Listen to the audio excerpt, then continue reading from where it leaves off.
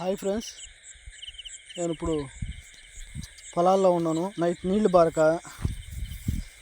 చాలా దూరం నుంచి చూడండి సౌండ్ వినపడుతుంది అనుకుంటాను. ఎంతో కష్టమైంది. ఈ పైనుండే పొలంలో రైతులు కిందకి నీళ్లు బారనీయకుండా చిన్నగా కాలువ చేసేసి చాలా ఇబ్బందికి గురి చేస్తున్నారు. ఇది చూస్తున్నారు కదా, ఎక్కడో లైట్లు కనపడుతుంది. నైటు నేను ఒక్కడనే వచ్చున్నాను. నేను ఎక్కడో రోడ్డు మీద వీడియో తీస్తున్నాను అనుకోవచ్చు మీరు. ఇది సౌండ్ కూడా పొలాల్లో ఇక్కడున్నాను. ఏంటంటే రైతుది చాలా కష్టమైన విషయం. ఎందుకనంటే ఈ పొలాల్లో రైతు నీళ్లు బారక ఒకరు దాన్ని ముందు వచ్చి కోతకు ముందు వచ్చిన దానివల్ల ఒకరు రానందువల్ల వాళ్ళు నీళ్ళు పెట్టుకోవడానికి చాలా ఇబ్బందికి గురయ్యి ఇలా రేత్రిపోత పాము కాటుకో తేలు కాటుకో గురయ్యి చనిపోవటం జరుగుద్ది. దానివల్ల చాలా సమస్యలకు గురైపోతున్నారు రైతు అనేవాడు. వాళ్ళు నేను కూడా ఒకరిని. కానీ ఏంటంటే ఈ సంవత్సరం పర్టిక్యులర్గా ఈ సంవత్సరం అండి చాలా ధాన్యం రేటు, కేవలం ధాన్యం రేటు చాలా తక్కువగా ఉంది. 16,000 17,000 ఉన్నాయి.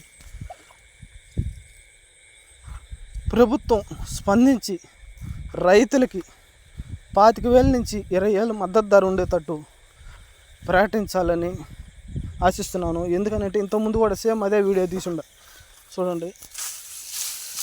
దాన్ని మీకు కనపడదు. యాక్చువల్గా నా అక్కడ బ్యాటరీ కూడా లేదు. ఫోన్ లైట్ వేసుకొని నేను నైట్ రాయటం జరుగుతుంది. రేత్రి ఏముంటాయో తెలియదు. ఒక్కడనే దానికి తగ్గట్టు. కొంతమంది పొలాలు బాగా బండి ఉన్నాయి. కొంతమంది ఇప్పుడు 2 కోట 3 కోట వేసినారు ఎల్లవలకు పోయి. ఎందుకని ఈ విషయం చెబుతున్నానంటే ప్రతి ఒక్కరూ తెలుసుకోవాల్సిన విషయం.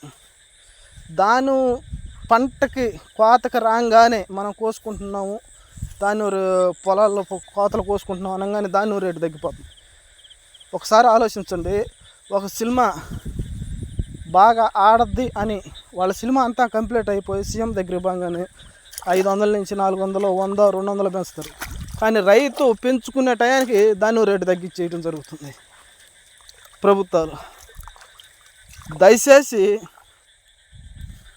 రైతులకి మద్దతు ధర, గిట్టుబాటు అయ్యే ధర ఏది ఉంటుందో దాన్ని సకాలంలో దాన్ని పర్టికులర్గా గుర్తించాల్సిన విషయం అటు సీఎం దృష్టిలో ఉంటుంది, పాలించే పాలకుల దృష్టిలో ఉంటుంది. దయచేసి గమనించాల్సిన విషయం ఏంటంటే రైతు అనేవాడు రోజుకి నష్టపోతున్నాడు తప్పితే ఎక్కడ కూడా అభివృద్ధి చెందినట్టు ప్రపంచంలో కాదు జీవితంలో కూడా ఎవడు చూడలే.